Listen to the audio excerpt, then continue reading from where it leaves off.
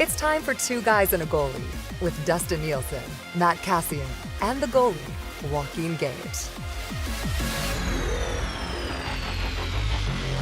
Happy draft day, everybody, and welcome to a episode of Two Guys and a Goalie. As always, like every other episode, brought to you by our wonderful partners at CoolBet. If you're not yet signed up for an account at CoolBet, what are you thinking? You can bet the NHL draft. I have multiple drafts placed on where kids are going to be selected tonight. It's an amazing and wonderful time, boys. Happy draft day. Happy draft day, boys. Happy draft day. It brings me back. That was 92 in Montreal. 92, hey? At the Forum, that's cool. That must have been awesome, man. That was your draft was at the, that was at the Forum for you. Yeah, so lightning struck. And what was it, 109th, Gager? You signed in today as 109th overall, so. 109th overall, so Oilers fans, let's see if magic can happen twice here. Lower than expected or higher than expected, Gager? Higher than expected because of the Russians. The Russian invasion came, and so the first round took 3.5 hours. So I know you've been to Montreal, Dustin. I think I've mentioned the sweat factor that was in the you've mentioned that in the past. Within the Forum. So it was middle of summer, humid, with 3.5 hours with a bunch of sweaty young hockey players in a old rink. It wasn't pretty. Cass, did you go higher than expected, lower than expected, or right kind of where you were mocked? I went higher than expected. You did? Because I went 57th overall. Yeah. I was ranked to go, I think it was like 114th or 113th. Oh, okay. Wow. Yeah. So, but really in talking to teams, it was probably slated late third, early fourth originally. Yeah. That's like, it's kind of where I had slotted in. So did you go late second or early third at that time? That would have been late second, right? Yeah. Late second. Nice. Yeah. And I think the reason, if I recall correctly, that Minnesota took me late second was they were fairly sure Calgary was going to draft me because Calgary had shown a ton of interest. And I think they knew that with the type of players that Calgary was looking for at the time. And Calgary, I believe, had an earlier third round pick than Minnesota did.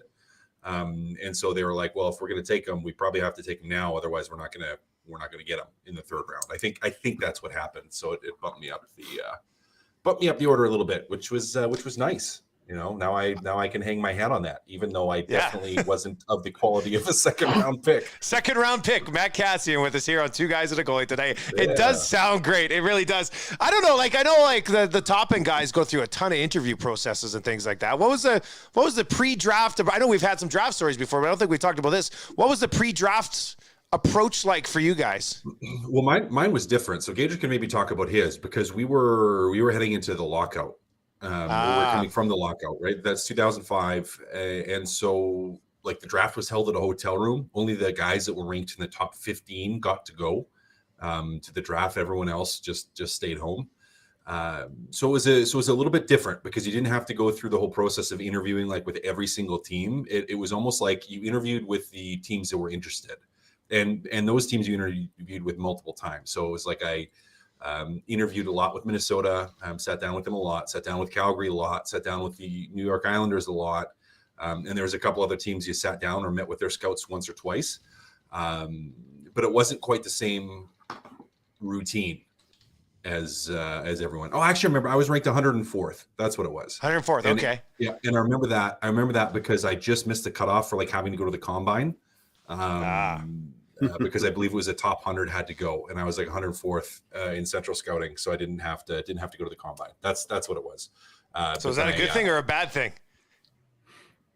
I don't know. I don't know. They're probably, good thing you spend more time focusing and working out in the summer. Bad thing is you can't show the physicality, like a big, strong guy. And there's some, like in fitness testing, there's some fitness testing because I'm tall that is easy. And there's some that's horrible. Like any of the wind gate or like VO2 testings are horrible because I was a big guy. So I remember this. So this would have been when I finished in Arizona the last time. Like I finished in, I think, the top quarter of like VO2 testing. Like I was one of the longest on the bike, but I was like bottom half still of scores because they use it calculating your weight. So it's like, so I pushed longer and harder and at a higher wattage than most people, but because of my size, like I was at a lower weight. Pull-ups, I mean, there's a reason nobody over 6 feet wins the CrossFit Games, right? They're all like 5'8", 5'9", the guys, because it's like your movements just take longer. And so if you think about doing a pull-up, it's like, well, your levers are longer, your arms are longer, and you're heavier, so you have a longer way to go. And so there's some things in fitness testing that would have been more challenging, but then there's some things where you're good. It's like, okay, well, some of those exercises you're good at, like, you know, when you're taller and they help you. So it's a little bit of a balance. So I don't know. It's a tough question though. I basically only planted that question to justify why I can't do a pull-up, because I'm 6'5" and I got these lanky arms. So thank you, Cass. Thanks, man. It really justified it for me. That's awesome. Gager, what about for you, buddy? What was it like pre-draft for you and stuff? Like, was there? Oh, it was a different time. Like, yeah, it was a different time back then, Dusty. Yeah. The only combine we had was the Prairie kids going home and working on the farm at that point. So, there weren't cell phones. I remember I think the Oilers were the only team, well, Washington too, but I remember a few mornings that my mom had to wake me up because Kevin Prendergast was phoning me to talk to me and it was probably like 11 o'clock and I was still sleeping, and then I had to go to the Hotel Vancouver to do like a SAT test for the Washington Capitals.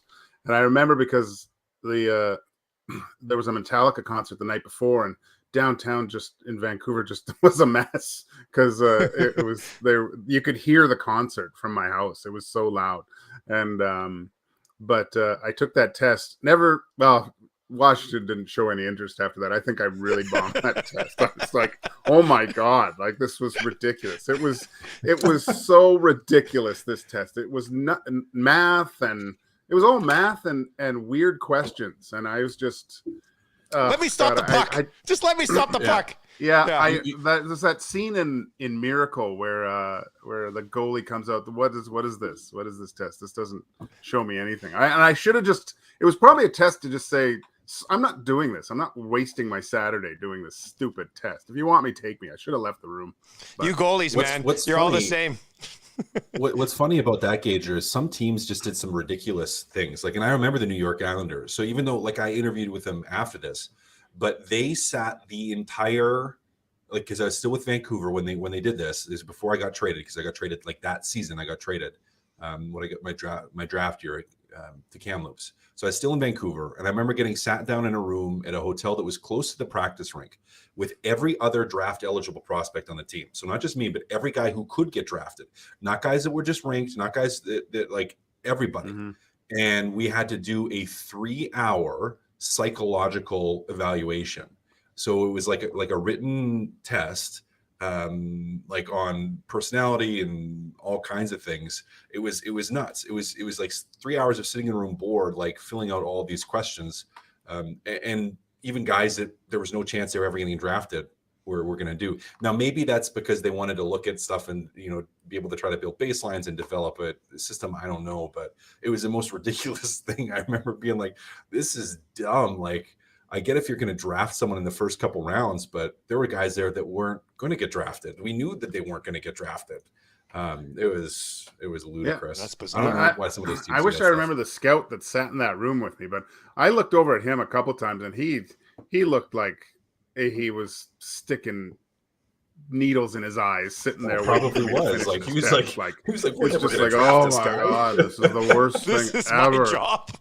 Oh my! And I mean, I don't know if you've seen the Hotel Vancouver. Like, it's a fancy schmancy hotel, so I'm way up there, and it was. I didn't feel comfortable at all. That's wild. Just very, very, very quickly, when I was trying to get into broadcast school, which is essentially you guys going into your draft, I remember I went over, applied the first year, and you had to go over, you had to write a test, you had to do an essay. So I went over, and one of my best buddies from high school had already been there for a year going to school, and he's already on the party scene and everything, and I'm coming from living with my parents. So the night before, I mean, I just get liquored up with this guy. And then I'm like, oh, I have to bring notes to write this essay. So as I'm drunk, I'm like writing down a bunch of notes about broadcasting and why I want to get into it and all this stuff. And there were swears in the notes and stuff because I was just like, whatever. So I go the next day, I write the test. I thought I did do pretty well in the test. I write the essay, hand in the essay, feeling pretty good about it. And then before I leave, the guy goes, and can I have your notes, please? I was like, what's that? He goes, we collect your notes as well. And I was just like, well, shit. So I handed him my notes and I walked out. And needless to say, I didn't get accepted to broadcast school the first year. I had to reapply the second year, take it more seriously, and finally got in. So yeah, always be prepared, I guess, is what you're going to learn today from two guys and a goalie. All right, Chris Abbott's going to pop by for a visit a little bit later on. We're definitely going to get to some Oilers stuff. There's no doubt about that. But it is draft day. We've already had some movement. We've already had some news. Hell, I'm sure one or two things might even move while we're sitting here doing the podcast today. But let's start with Georgiev, because very interesting. I mean, he was a guy that some people mentioned, hey, maybe the Oilers could trade for this guy. Colorado, of all people, obviously pulling the plug on Kemper. They give up 2/3 and a 5th to bring in Georgiev, obviously pair him with Pavel Francouz next year, and basically I would think like a 1A, 1B type of scenario where they can battle it out for playing time. Gage, you're the goalie, buddy. What'd you think of the strategy of the Avs here? I mean, they don't have barely any picks left anyway. They gave up 3 to bring him in at an affordable number as opposed to paying Kemper, and we'll take a run at it with what might end up being just adequate enough goaltending again this year. Which it was just this past playoff as well. Yeah, I think just their performance and winning the Stanley Cup with Kemper, who, you know, we kind of say was it good goaltending? Was it?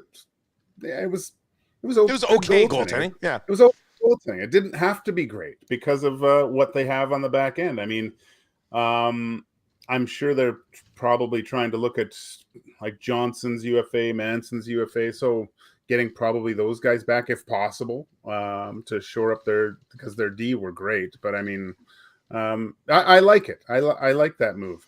If anything, over the last year with goalies is you need them fresh going into the playoffs, and this gives. And we saw Francouz? I always thought it was Francouz, but it was like what did they say in the playoffs? Francouz or something? Yeah, it wasn't Francouz. It was Francouz, I think. I should just call him Pavel. But yeah. Anyway, Pavel F.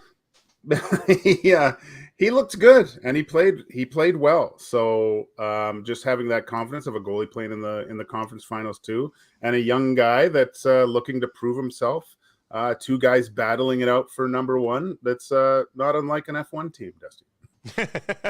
Cass, if you're the Colorado Avalanche, you now have just 10 picks over the next 3 drafts, but you just won the Cup. You've got a contender with a window. I mean, there's no reason to really hold on to these 3rd, 4th, and 5th rounders, is there? Not at all. I mean, they don't help you today. They don't help you today. You know what? You go on a run here. You won a Cup. You're going to have a chance to win another one because they're still going to be really, really good. Yeah. So you want to try to win another 1 or 2 in the next 3 to 4 years, and then you start a rebuilding process. And that rebuilding process is going to be painful. Of course, it's going to be painful, but your window is today. So you trade away the picks. Fine, I'm fine with that. I mean, I know, and even listening, like here in Edmonton, Ken Holland, listening to him talk about how they're probably going to hold on to it, and I understand that. And you're also positioning publicly, that you're going to hold on to it, and yeah, you don't want to show your hand. So I get that. But at the same time, I'm just like, if I'm in my winning window, I'm not worried about having a pick that's going to help me in 3 or 4 years. It's like, I need to win today. And for the Colorado Avalanche, who probably thought that Darcy Kemper's price tag just went up significantly, and they may think, and I would lean towards agreeing that Georgiev could be an upgrade over top of Kemper. They're willing to pay the price, and New York gets a pretty good haul of picks from it. So I have no problem with Colorado doing this. Like they're in win today mode. So more power to them. It was expensive. I don't even know did the Oilers have enough picks to make that happen. I don't think they could have done 2/3 and a 5th. Really, I don't think so. Like I don't think so. That's a lot for them.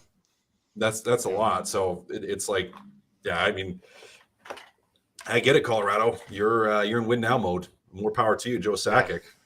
Yeah, go get another one, I guess. And if it costs you 2/3 and a 5th, which one of those guys might end up being a player at some point. But look at it. If the Oilers had Pavel and Alexander, I'm going to use their first names here. If that was the Oilers goaltending tandem, would you be comfortable with that? I would be more than comfortable with that.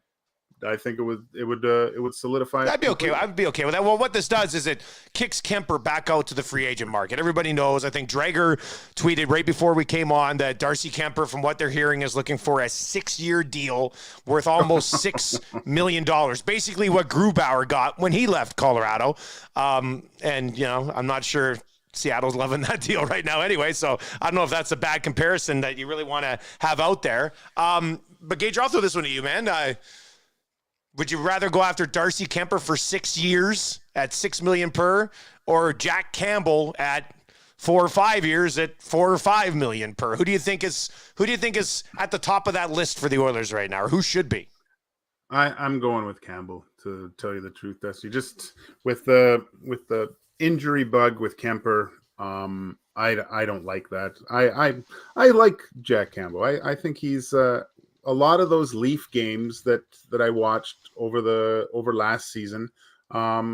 He won a lot of those games single-handedly. Like he's a really good goaltender. Right? He's established himself as a number one goalie in the NHL.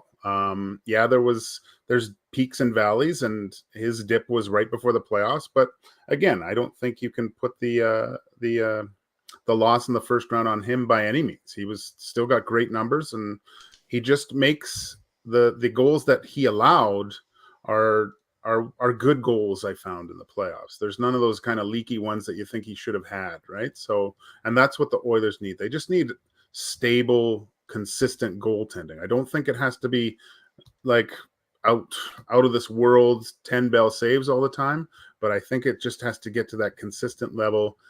Have the defensive play confident that your goalie's going to stop that first puck. People on the live stream are saying they'd rather take Campbell over Kemper. Cass, where do you come out on that before we go to Chris Abbott here? Campbell over Kemper. He's going to be cheaper, so I would take him just for the cost, because you got to make it work with the cap. If the cost was the same, I'm taking Kemper.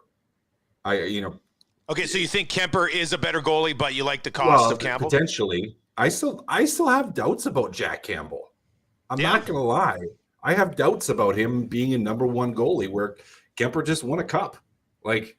Pretty hard to argue with that. So if the cost was the same, I'd go to Campbell, but I think Campbell's going to be cheaper. So if anybody gives a 32-year-old Darcy Kemper a 6-year contract, they're bloody insane. Well, that's way too long. You can't do that. They're insane. You can't do that. He might want that, but he can't get that. Yeah. He's not back for another year. Well, no, I say that, and I say that because the one thing, and I played with Andy, was he was consistently in number one year after year after year after year. Like he wasn't like. And was he reliable from a health perspective? Like I remember him playing a lot, right? Like he didn't miss a ton of time. I don't think didn't miss a ton of time. Some injuries, like good guy in the dressing room. Like it. He had some playoff success. Like he was consistent with that. And Kemper, I don't think you have that same history yet. And Campbell, you don't either. So I just think it's a different situation. But yeah, Campbell's probably the guy you go to just from a cost standpoint. Kemper's too expensive or it's too long. Well, we can get into a little Jack Campbell conversation with the guy who's based in Toronto, and he is joining us for the last time, Chris Abbott from Cool Bet. Before we bring him in, I'll just say this. I mean, 2 guys and a goalie probably still wouldn't be going today without this guy, because when we got cut by the Nation Network, Cool Bet and Chris Abbott hopped on with us, and he's been with us ever since, and Cool Bet's going to be with us moving forward, even though Chris doesn't want to be around us anymore. He joins us today for one last time. Chris Abbott, how are you, buddy? Good, fellas. How are we doing? It's draft day. Free agency's around the corner, buddy. We're doing great. It's a lot of talk about the draft. Everyone's excited. It's not that I don't want to be around you. Maybe you'll still have me back if we can work that out. There's no bad blood between Coolbet and I. It wasn't like I'm leaving and taking my stuff. F you. It wasn't like that. Yeah. Just kind of ran its course and some other stuff coming up. So, but free agent for now. So, I was listening to you guys talk about the Jack Campbell thing, and I think you're right, Cass, for another reason in that at least Kemper played a full season. Like Campbell's been injury prone since he's come to Toronto. I was worried before the season started because they had Campbell and Mrazek, 2 guys that are battled injuries in their career, never really especially lately for Mrazek played a full season, and then it's exactly what happens. So I think you're right. I think you take the guy that can show up and play, even if he's maybe not as skilled. I don't know if that's the right word, but you need a guy that's going to be able to put the jersey on. You know what? I'll just say this about the goaltending situation with Toronto, because they had Freddie Anderson, and they're like, Freddie Anderson's not our guy. Move on. They bring in Jack Campbell. Looked like things were going good with Jack Campbell, and then maybe they still retain Jack Campbell, but it doesn't look like that's going to be the case. It looks like they're going to try to start over between the pipes. Chris, having watched the Leafs and being in Toronto for the last few years, do you believe that the goaltending is the reason they haven't been able to got over that hump? Freddie Anderson was prone to the bad goal at the wrong time. You got to give him that.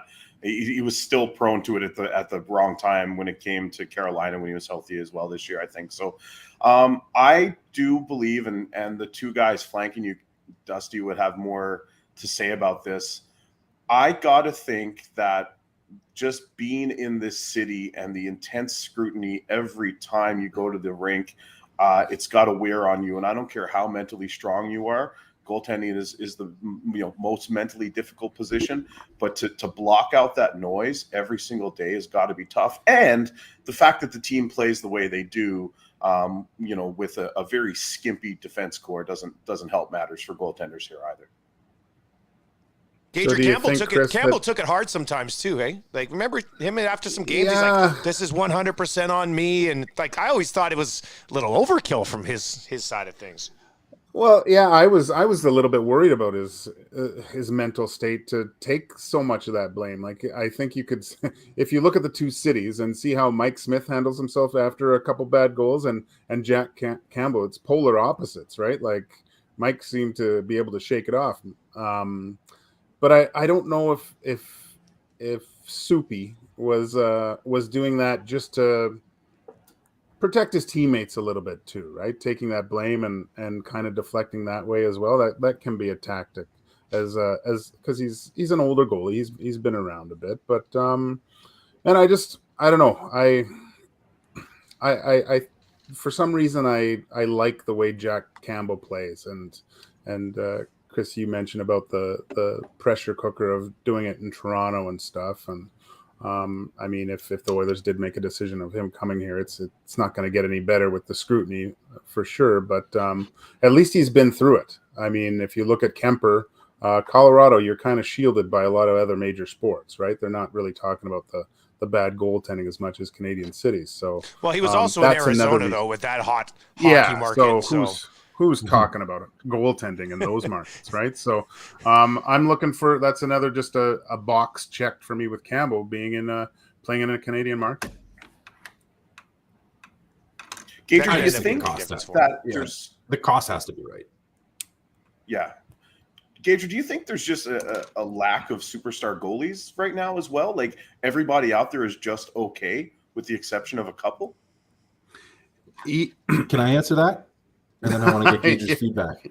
Yeah, okay. Yeah, you go, Pat. Superstar goalies don't matter. That's superstar goalies don't matter. They have to be good. They don't have to be great. You need a good goalie. You don't need a great goalie, in my opinion. Prove me wrong, Gager. Depends on the team. Fair. Fair. But I this is my thing with goaltending, to answer your question, Chris, is I think, and I think I've said this before on here, that the rule changes of 2006-07, where it went to more of a skilled game, you saw players just developing way more skill. It's harder to check in the defensive zone, and I would say the early part of between 2010 to 2015, goalies dominated. The goals against were so hard to come by, but I think we're finally seeing skill level of the players surpass goaltending. And just looking at the shot selection of guys, that the high short side and the way that goalies play is so different. And yeah, I think you could count on your hand the real elite goalies in the NHL right now. But I don't think it's just that. I think there's a definite progression of the player's skill level, and they've figured out some things. Like, a lot of goalies play the exact same way. You know that certain spots when you come down on a certain play that this part of the net is going to be open. So because they all play it the same way. Yeah, they all do it the same way, so they know that that's available. I'm looking for the real next one, like the Connor McDavid of the next goalie, who's going to revolutionize something with something he does a little bit different, right? Because I mean, if I find that there's some great ones and some guys that really do it great, like Price, Vasilevsky, yeah, for the most part, it's I hate to say it, it's cookie cutter goaltending. And I think you all you need is cookie cutter goaltending. Yeah, the skill level is higher, but also, you know, I see a lot of defensemen stick checking in their own end too. So there used to be a time that you just weren't getting as quality as of an opportunity, which, you know, would have made it a little easier in the life of a goaltender. Now, you know, guys are getting better rebound chances, better one-time chances cross crease. There's not that, like, you know, line of scrimmage mentality in the slot anymore. Yeah, it's the definitely game in general. Yeah, definitely softer. You know, that's I shouldn't say softer, because I mean, if you look at the finished product in the Stanley Cup Finals, that's a hard game that those guys are playing for space and time. But yeah, throughout the regular season, I don't. It's definitely a different game. There's better chances. The way, like, how you could probably count how many slap shots per month are taken on teams, right, during games. Like, it's all twisted wristers and stuff. So yeah, it's a changed game. It's and we'll see who the next one is. Chris, before we let you go, and thank you once again, I do want to make a Chris Abbott farewell bet in your honor. So tell me who you think's going to win the Stanley Cup next year, and I'm going to put $20 on him here at the end of the show today. Oh, wow. What a question. The Edmonton Oilers. You smart son of a bitch. That's the way to wrap up your time on Two Guys and a Goalie. Chris, best of luck with whatever's happening in the future, man. I know we'll be in touch again. Absolutely, guys. Thanks so much for always having me on. It's highlight of the week. I really appreciate it. Thanks, Chris. That's Chris Abbott, who I remember the first time he joined us, he was like, I'm a huge fan of Joaquin Gage when he played out here on the East Coast. I remember Gage's face from that first time. That was classic. But yeah, huge thanks to Chris for supporting Two Guys and a Goalie. We really appreciate it. Goaltending discussion. Cash, you honestly believe that you can win a cup with cookie cutter goaltending? Did the Colorado Avalanche but Colorado also had the best team in the league in front of them, right? Like, that's a difference. What do you mean? What's the Cale difference? McCarr. So look across. Who are they playing? Please answer me that. No, well, they were playing the Tampa Bay Lightning, who were also a good team, but I think Colorado was a better team. Right, and they have a great goalie. Let's look at the other teams in the Final Four this year. Who are they? Mike Smith the Edmonton Oilers, and the guy who won the Vezina. Yep. So they were there. So you had a bunch of really great goalies, and you had some okay goalies, and who wins the whole thing? The team with Cale McCarr. The okay goalie. But that's not the question. I put Gager in net if Cale McCarr was on the blue line. Like, that's exactly it though. I think it matters. It matters less. Like, so you would have it less on the priority list, is what you're saying. You need to have good goaltending. But are you going to say, okay, I either want a great defenseman, or do I want a great goaltender on this team that's going to be a cup contender? I'm taking the defenseman first, which is like heresy because I was a forward. Absolutely taking the defenseman first. Like, you can get by with good goaltending. Now, it can't be bad goaltending, but you can get by with good goaltending. You need, I think, a great defenseman to start. Well, let's do this. Let's play this game then, because Tampa. This is why Tampa's so good. Would you, if you're starting a franchise today, are you doing it with Hedman or Vasilevsky? Hedman. Gager? Easy. So much depends on the team, but I would have to go Vasilevsky. Oh, spoken like franchise a true goalie. goaltender. Franchise defenseman. Like, but I think there would be. I think they're technically. It's a tough call. I was about to say I think there's more franchise caliber defensemen in the league than goaltenders right now, but I think it might be. It might be close.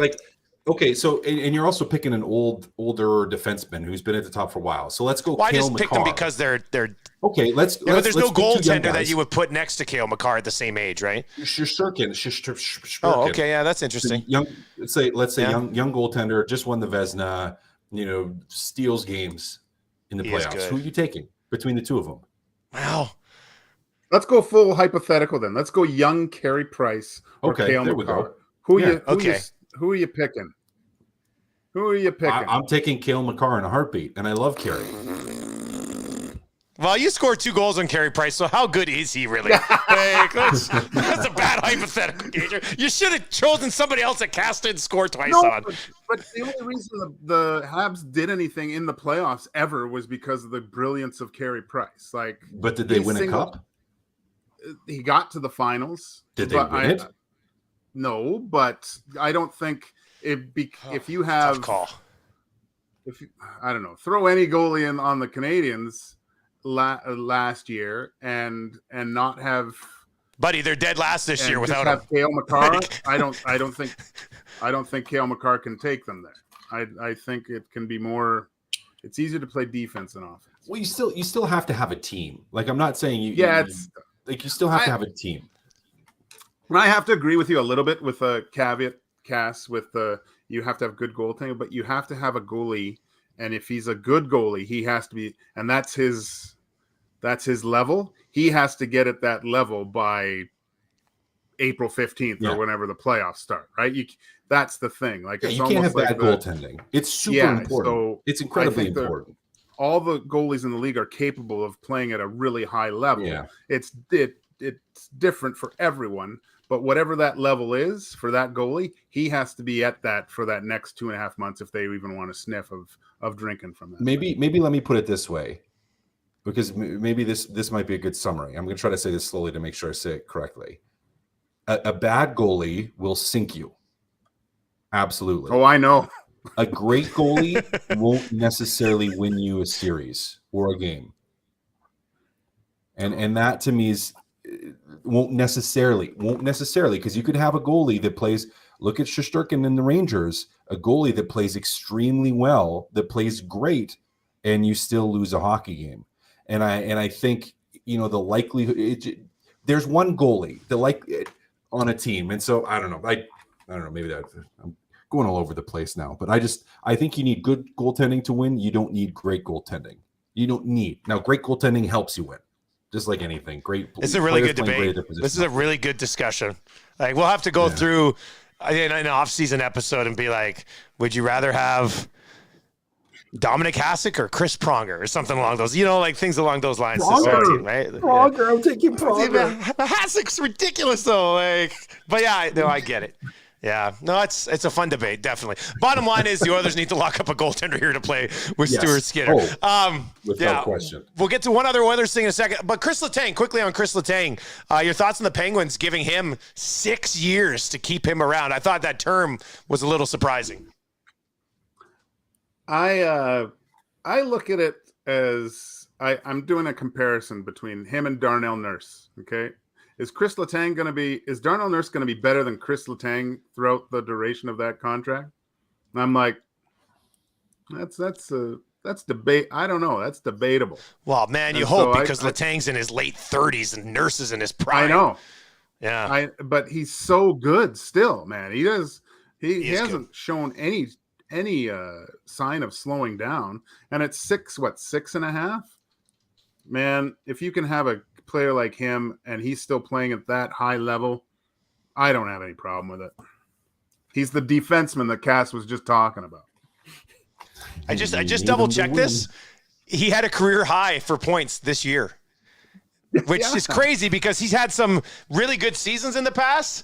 But 68 points in 78 games is his career high for Chris Letang. And he did that at the age of basically 34 for the most of the season. So, yeah, I mean, the points are still going to be there for him. That's never been an issue. He just had those injury issues partway through his career, which kind of hurt him. It could be a situation, too, where you have the year 4 retirement sort of idea, like where it's like, okay, we'll pay you this much, but you've had some injuries during your career.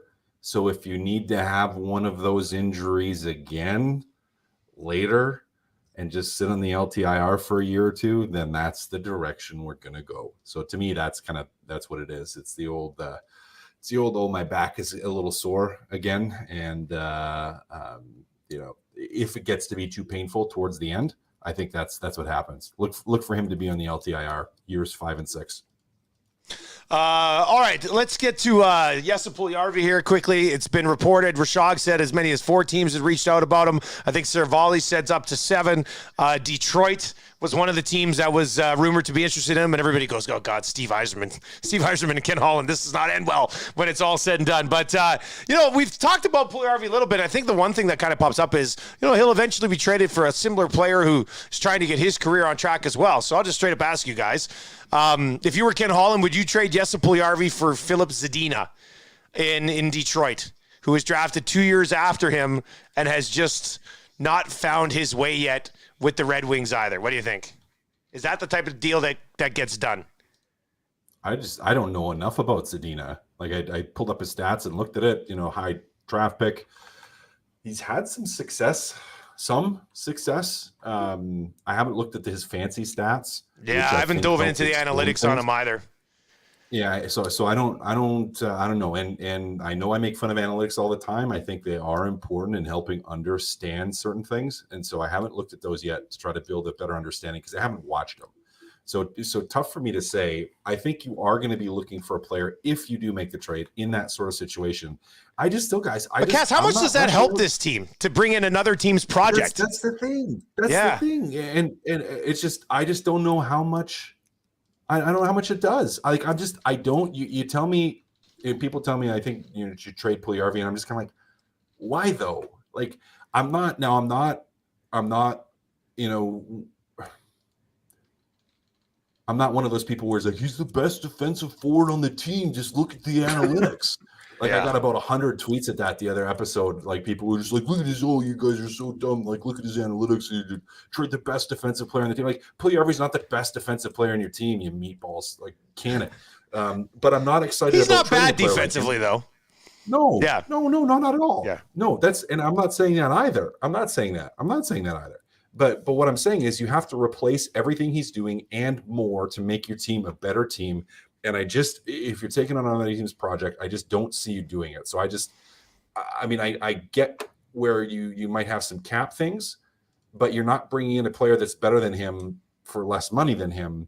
And if you're all of a sudden trying to take on a project, well, maybe it works. Maybe you're taking a pretty big risk in doing that. So I'm not rushing out to do that. I'm more looking at it. How can I, take the screws to Puljujarvi for another deal here? And try to get him as low as possible from an RFA standpoint and go from there. That's what I'm trying to do. Gager, what do you think? You take on somebody else's Puljujarvi for your Puljujarvi? No, you can't. I don't know what the problem is with Puljujarvi. Like, I'm making full assumptions. He's just not well liked, I think. And Cass, I think that's a fair assessment, buddy. On teams played on teams where there's just some guys that just don't fit in. Not that they're not good people or whatever, but they just there's a beat to their own drum or whatever, and it just doesn't mesh with you're not going to like everyone you work with.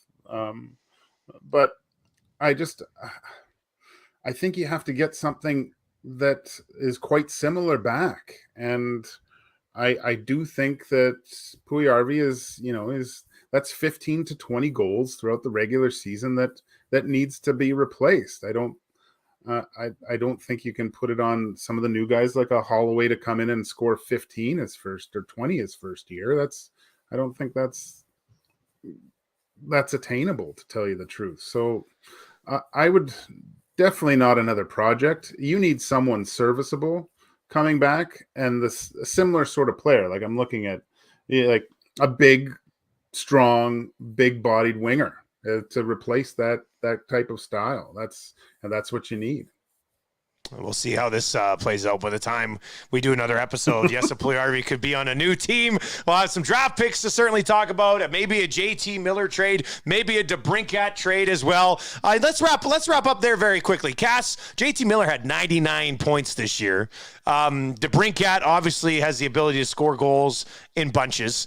If you're one of these teams that are drafting in the top, if you're New Jersey at 2 or you're Philly at 5, or I know Ottawa has been mentioned with the 7th pick in play. I mean, are you willing to sacrifice a huge chunk of your future for JT Miller or DeBrincat to come in and help a team that sucked last year, for lack of a better term? No, why? Yeah, I find that weird to me a little bit. Like, why? I mean, I guess I understand. I understand why teams would do it, and the allure for GMs is like. But does it really work? Does it help? But does it really help you? Like, I don't know. I don't like that. I mean, it's kind of the opposite problem of talking about Colorado earlier, where Colorado's in a win now mode. So it's like if you're talking about Colorado doing something crazy to try to get JT Miller, I'm like, and make it work. Great, sure. Like, let's look to do that because we're in win now mode. For these other teams, I'm like, okay, well. You're trying to be good in 2 to 3 years. So why are you going to give up players that could help you do that in 2 or 3 years? It just doesn't make sense to me. Man, I like that JT Miller, man. I was looking at just how like for the Oilers replacing or upgrading in certain spots. And if you look at the massive Evander Kane hole, and I'm not just talking the goals but the physical play, and man, that JT Miller kind of checks all those boxes with his competitiveness, his scoring touch, and his physical play. So it would be great if there was something there for the Oilers to do, because I really don't see the Canucks. They're still retooling and rebuilding here. I don't see them doing much. Making waves next year at all. So it might be something there. Who knows? But it's within the division, so it probably doesn't happen. All right, let's wrap up with one quick comment from Zwack23 on Twitter. It says, Cass, my guy, please get some LEDs. You need an Amazon link. And you said you're working on it. It's the new office. You're muted now, too. Jeez. I planned on doing it this morning, and there was some things that came up where I wasn't able to run to Radio Shack to get everything I needed. So, well, the connection's good at least. Once you get a light there, you're going to be cooking with fire there in that new office, buddy. You know what? I'll get it. I've been trying. Like I was trying. I got my cell phone here. Yeah. I was trying but it's just like it's not in a position where it actually does it because it needs to be up here, and there's no way for me to like set it on top of the computer where the camera is. So you got to get a disco light like Gager, buddy. Yeah, like Gager. Have it work. We'll get it figured out. Don't worry. Thanks for the comment. Look at this one. I got one of those too, Gager. Oh yeah. You see the different lights? Yeah, it's the way to go, buddy. You get all these cool lights. Yeah. It's awesome. We got to do an episode late at night so it's dark, and then we'll just do full disco. Turn off the lights. Yeah.